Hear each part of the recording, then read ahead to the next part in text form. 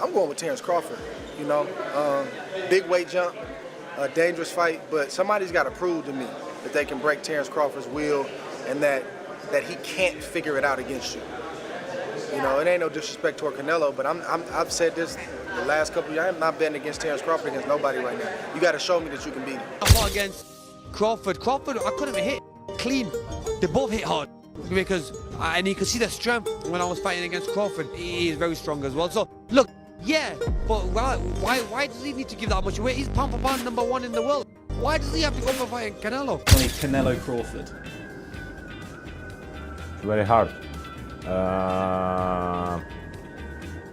50-50. For me, pound for pound, #1 is Terence Crawford. When veteran boxing analysts talk about the highly anticipated clash between Canelo Alvarez and Terence Crawford, many agree on one point: it might not be a close fight. Experts believe Crawford's leap up 2 full weight classes to the super middleweight division leaves him at a serious disadvantage. Canelo's history of punishing body shots, relentless pressure, and dominance at 168 pounds, combined with his championship pedigree across multiple divisions, could be too much for Crawford's style and smaller frame to handle. Jaron Ennis warned that jumping straight to 168 against Canelo is a risky mistake. He advised Bud to test himself at 161st, noting that Canelo has ruled the super middleweight scene for years and has a track record of stopping bigger, stronger opponents. I think you gotta lean more towards Canelo because, like I said before, he been putting big guys out and down, and Canelo not even really a 68 pounder. He probably really should be at 60 maybe, and he been hurting these guys. I think he be dropping these guys and things like that. So, and them guys be way bigger than him come fight night. I know that for sure. They be probably close to 200 pounds, and he dropping those guys like that. So, I don't know. You know, it's gonna be a great fight. You know, the fans want to see it. So, so be it. I think Crawford should take a warm-up fight, at like 60 or like at least at 60, just to get his body, to feeling of somebody a little bit bigger, and things like that. I know when you go up a weight, you gotta, develop that power and not develop the power, but like put that muscle on and be heavier and things like that. So he might not want to take a fight because he's trying to build up right now, but I think he should just to stay sharp and that way he don't have like a long layoff or anything like that. Former champion Carl Froch believes Terence Crawford's massive jump of 2 to 3 weight classes will be his undoing against Canelo Alvarez. Froch predicts Crawford won't withstand Canelo's punishing power and relentless body attacks for long, expecting the fight to end within 4 to 6 rounds. It was absolutely crap, load of rubbish. The fight really was a waste of time.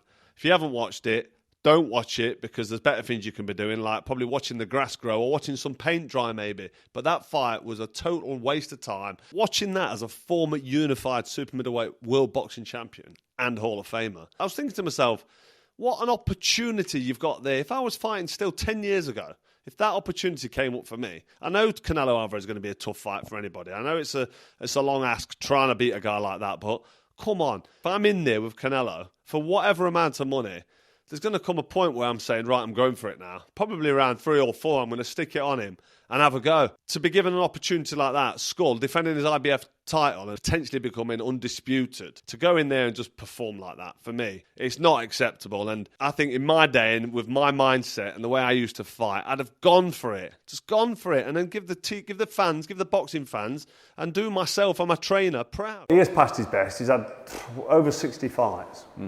Made a fortune. Why is he even still fighting?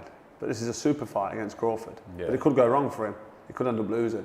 Whoever loses, it'll be an upset because the amount of people that think Crawford's going to win.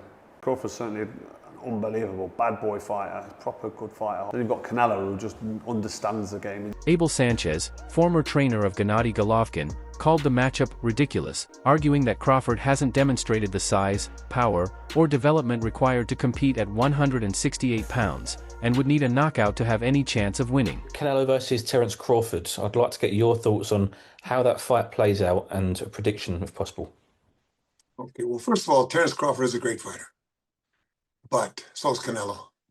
I think that, in my opinion, their IQ is similar, except Canelo doesn't get hit like Crawford gets hit. In my opinion, Canelo's a bigger man.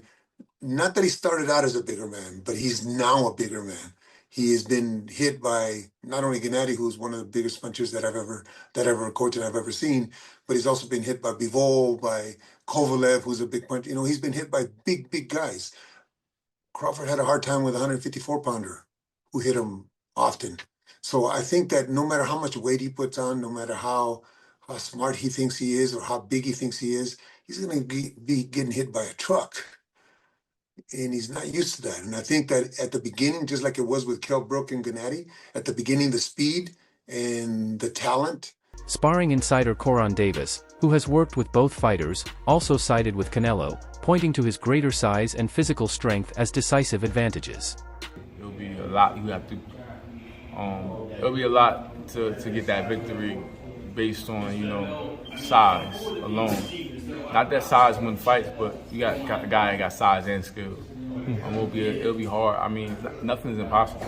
But if I had my money on somebody winning the fight, it'll be Canelo Alvarez. Even though Terence Crawford is a great fighter, they're both great fighters. And you got two great fighters in there. But I think one guy got the advantage due to his makeup, his body type, how big of a person he is. And I think that will be a deciding factor in that fight. Jumping up 21 pounds, would Crawford have to fight the perfect fight? Absolutely. Size will play a factor in that fight. It won't. It'll be a lot harder to damage Canelo.